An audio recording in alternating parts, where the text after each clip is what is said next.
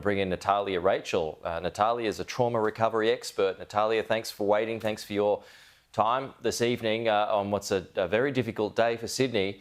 So just in terms of trauma, this might well seem like an obvious question, but how significant is the trauma, not just physically, but mentally here?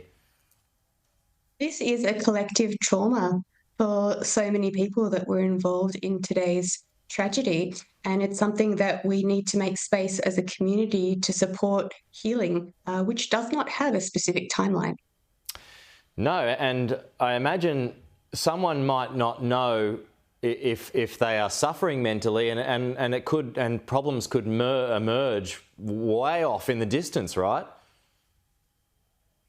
Trauma is primarily a physiological experience, and it can affect us mentally, emotionally, physiologically, and also relationally. The experiences of it show up as sensations, emotions, and relating patterns, and they actually travel through relationships, communities, and cultures. So trauma tends to spread and roll and decontextualize in very diffuse ways at its own rate. So for us to begin to learn to spot the early warning signs is really important right now. What are those signs? There are many different ways that trauma can decontextualise. Some of the more common ones may be a very clear sense of anxiety or threat or fear. It can also have more of a physiological or somatic presentation. So that might be palpitations or strange sensations or pain in the body.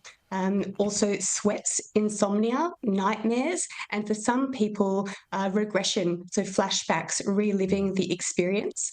Relationally, it can also begin to show up, particularly in this instance, as suspicion or fear of others, where perhaps it may not be needed. So these are all things that we can begin to look out for after today's events.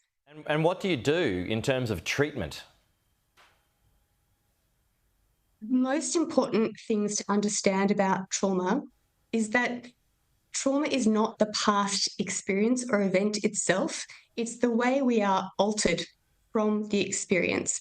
And one of the big things that happens is that we carry this sense of fear or threat inside our nervous system, and it does not switch off. So the very first thing that we can begin to do to heal or to come out of the experience of trauma is to increase our physiological or somatic sense of safety.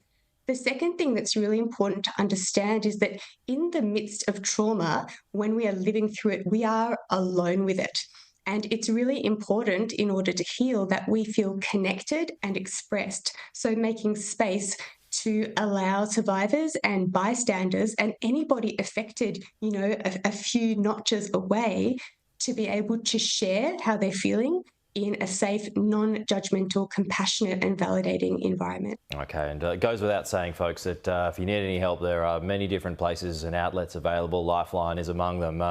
Really appreciate your time. Thank you so much for your insight there. We will talk to you again soon.